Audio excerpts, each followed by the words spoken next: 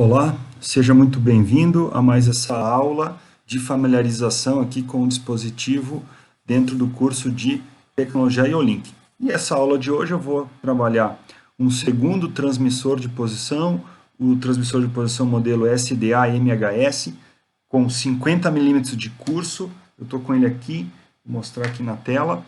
Então é esse é o cara, já está montado aqui em um cilindro linear, um cilindro pneumático. Então, vamos nessa.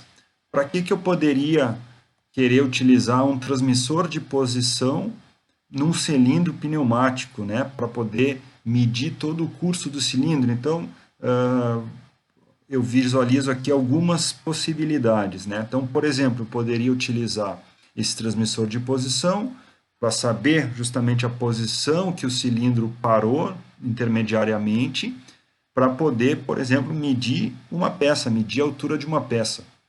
Ou medir, estou vindo na cabeça aqui umas ideias, né? Posso estar medindo a posição de um dispositivo, né? Que é, por exemplo, sei lá, eu tenho um dispositivo que está numa mesa que vai utilizar vai fazer uma soldagem robotizada.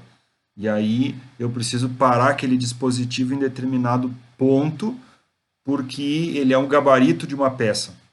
E aí, se eu for utilizar uma outra peça maior, aí eu tenho que afastar mais, abrir mais lá os fins de curso mecânico. Então eu poderia trabalhar com o cilindro em outra posição. E aí eu precisaria parar intermediariamente. Poderia ser algo assim, né? Outra coisa aqui, como é que eu poderia fazer essa parada intermediária, né? Então, eu poderia fazer aqui, utilizando uma válvula de 3 posições com centro fechado, né? Duplo solenoide, mais as válvulas de retenção pilotadas, trabalhando uma acionando na saída da outra aqui. Então, por exemplo, né? Para eu poder... vem pressão aqui na entrada do cilindro para ele avançar, e aí essa mesma pressão pilota a válvula, né, pilota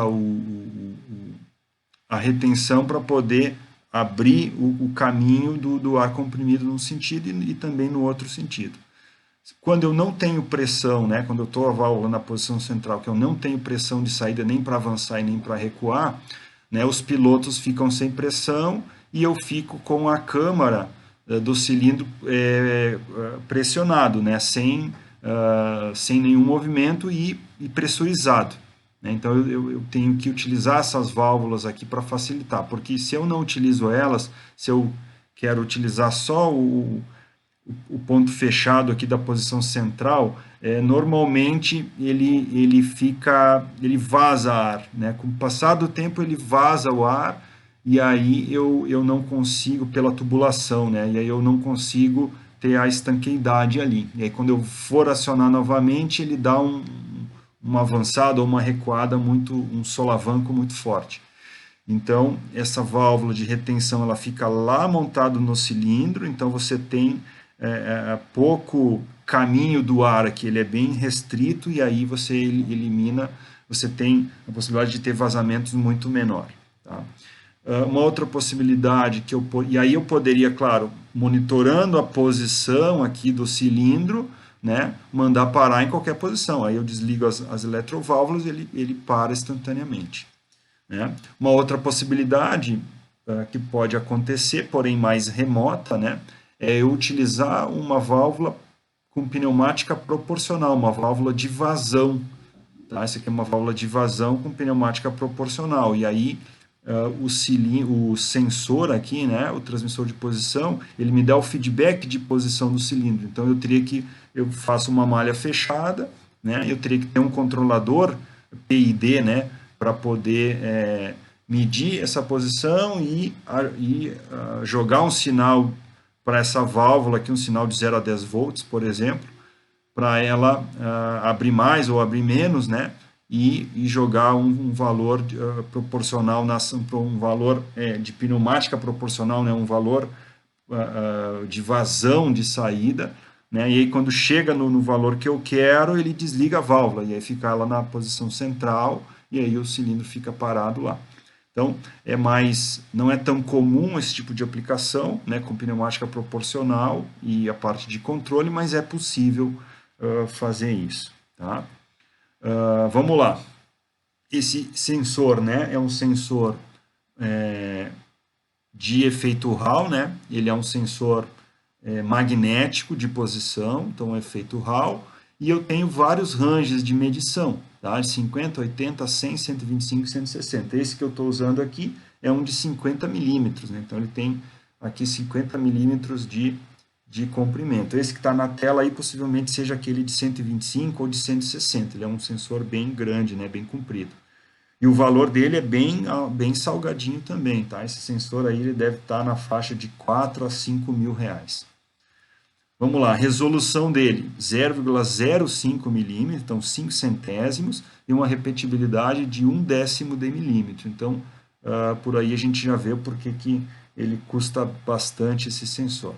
A fixação dele é no padrão slot T, né? Então eu tenho que ter o rasgo T lá para poder fixar. Então o rasgo T aqui, ó, tá? Ele está fixado aqui no rasgo tipo T aqui do meu cilindro. Conexão M8, então esse aqui só tem conexão M8, o outro transmissor que a gente utilizou, aquele pequenininho, né, tinha o OpenWire, uma das possibilidades, esse aqui não, esse aqui só tem a conexão M8, tá? E o comprimento de 30 centímetros aí do cabo. E, olha só, ele pode trabalhar no modo normal ou no modo IO-Link. No modo normal, como se fosse um transmissor de posição normal, a saída analógica dele é em corrente, ele é de 4 a 20 mA. Tá? Daqui a pouco a gente vai ver mais detalhes disso, mas se eu utilizar ele como um sensor normal, um transmissor de posição normal, é 4 a 20 mA. Então, se eu for fazer um sinal normal lá com a parte de controle, a entrada analógica para fazer o controle, para fazer a leitura de posição, tem que ser em corrente. Tá? Vamos lá, questão de ligação elétrica, ele tem os 4 fios, né? O pino 1 é o brown, que é o marrom, que é o 24 volts, o pino 3 é o blue, que é o 0 volt. Até aí tudo bem, é o padrão. O pino 4 é o IO-Link, se eu estou no modo IO-Link, então a comunicação IO-Link via pino 4. Porém, se eu estou no modo normal, ele tem duas saídas. Ele tem uma saída, um switch output, aqui uma saída digital, que é no pino 4, e essa saída ela aciona conforme uns valores que eu programo, né, de comparação, de posição, e o pino 2 tem a saída analógica de 4 a 20 mA. Porém, no modo IO-Link, essa saída fica em 0 mA, ela fica inativa. Tá? Aqui a questão da fixação mecânica. Então, eu tenho um parafuso aqui, né, usando uma chave Allen de 1,5 mm para poder fixar. E aí ele dá uma sequência aqui para fixar. Você posiciona o transmissor no slot, move o pistão até a posição de fim de curso, né? Eu vou mover o sensor em direção ao pistão até que o LED vermelho desligue. Então, aí que tá, olha só. Por que isso? Porque o LED vermelho indica que ele está fora da faixa. Então, se o LED vermelho desligar, ele vai estar dentro da faixa de leitura. E aí, uma vez dentro da faixa de leitura, eu vou fixar o sensor manualmente. Então, eu vou fazer esse procedimento agora. Eu estou com o LED vermelho ligado, ó, tá? Vejam aqui, ó, o LED vermelho está ligado. Quando eu sair fora avançar um pouquinho o cilindro, ele já desliga. Então, essa aqui não é uma posição porque eu estou fora do range, né? Fora do range. Então, ó, vejam, agora eu vou colocar no centro aqui, já desligou o sensor vermelho. Agora eu estou num valor central aqui. Agora eu vou fixar ele, deixa eu girar o parafuso aqui, enfim. Então agora eu tenho somente o LED verde ali piscante, né, dizendo que ele está comunicando com a IO-Link, e aí eu posso avançar e recuar. Ó, o LED vermelho ele não aciona em nenhuma posição total. Então esse é um procedimento bem legal aqui. Vamos lá, a questão das partes, né? Uma descrição das partes aqui. O item 1 é o cabo de comunicação, o item 3 é o conector M8, o item 2 é o parafuso, ele tem 2 parafusos, né? Um em cada extremidade aqui, né? Para poder tem uma ótima fixação. O item 3, o item 4 é o LED vermelho de status, justamente nessa função a IO-Link ele diz que ele está fora do range. Ele tem um LED verde, que é um LED de status também, que ele está piscante ali, porque ele está comunicando a IO-Link, e ele tem o LED amarelo, que é um LED de switch status, né? Ou seja, quando uma saída digital está acionada, ou quando a saída digital estiver acionada, o LED amarelo vai ficar ligando. E eu tenho uma chave de operação aqui, ó, essa chavezinha, ela está aqui o item 7, ó, aqui ele está preto e branco, mas ele é colorido, ele é azulzinho aqui, ó, tá? Ele é azulzinho ali. Então, no modo normal, eu vou utilizar esse botãozinho para poder ensinar as posições que eu quero que ele comute a saída, né?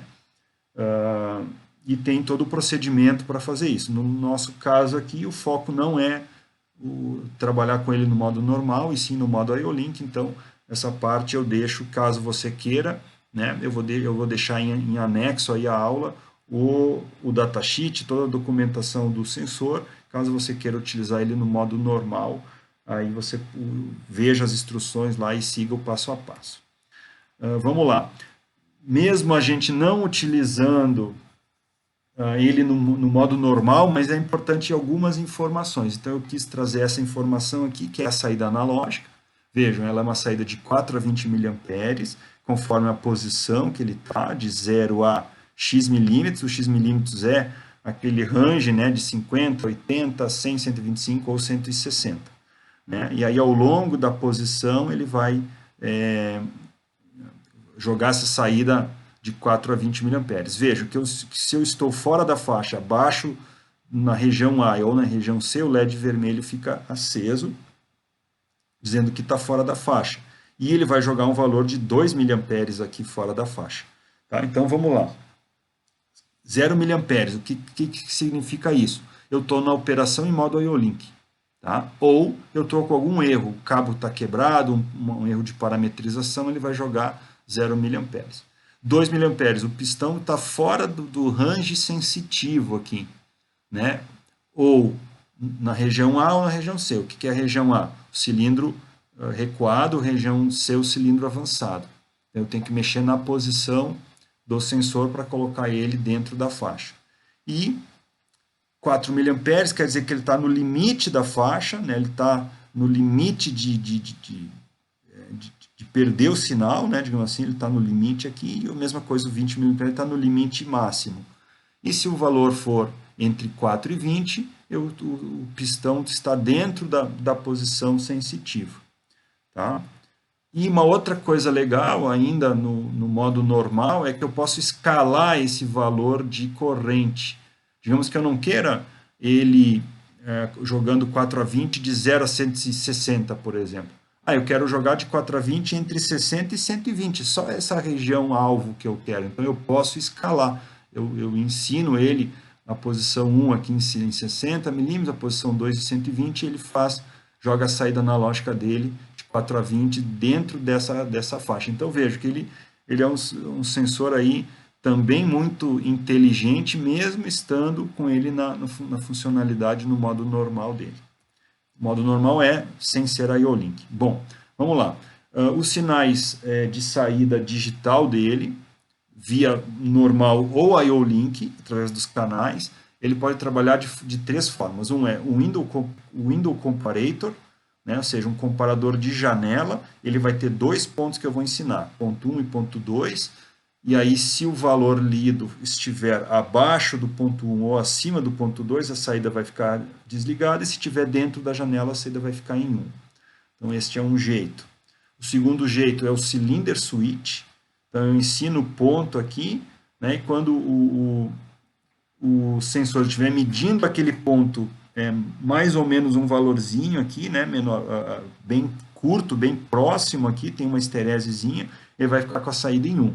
Acima desse ponto ele fica em 0, abaixo desse ponto ele fica em 0 também. Tá? E eu tenho o comparador de esterese, ou seja, eu também tenho 2 pontos, eu tenho o ponto 1, que é o ponto onde ele vai ligar, acima desse valor ele liga, e fica em 1, E aí, quando eu estiver abaixo do valor 2, que é um segundo ponto diferente do 1, quando estiver abaixo do 2, ele desliga. É importante que o ponto 1 seja maior que o ponto 2, ou o ponto 2, obviamente, menor que o ponto 1. Tá? E essa esterese ela pode ser maior ou menor, aqui depende dessa distância entre 1 e 2. Tá? Vejam, aqui eu faço uma tabela para mostrar que no modo normal ou no modo IO-Link eu tenho todas essas funções do Window Comparator, o Cylinder Switch e o Esterese Comparator. E tenho também a função NOpen e NClose. Todos os desenhos ali foram mostrados NOpen, né? Ou seja, quando eu tenho um acionamento da saída, a saída vai para 1, conforme a comparação. Agora, se eu estou no modo normalmente fechado, ele estaria ao contrário disso, ele estaria sempre em 1, e quando fosse passado um valor do ponto 1, ele iria desligar, seria o inverso aqui. Tá? Então, eu tenho todas essas funções, tanto no modo normal quanto no modo IO-Link. Porém, a grande diferença está aqui. Ó. Quantos canais eu tenho no modo normal? Apenas um, que é aquela saída lá do pino 4. Já se eu tiver no modo IO-Link, eu tenho 4 saídas independentes, eu tenho 4 sinais, 4 outputs dentro do meu... São 4 bits lá que eu posso utilizar, e eu posso, inclusive,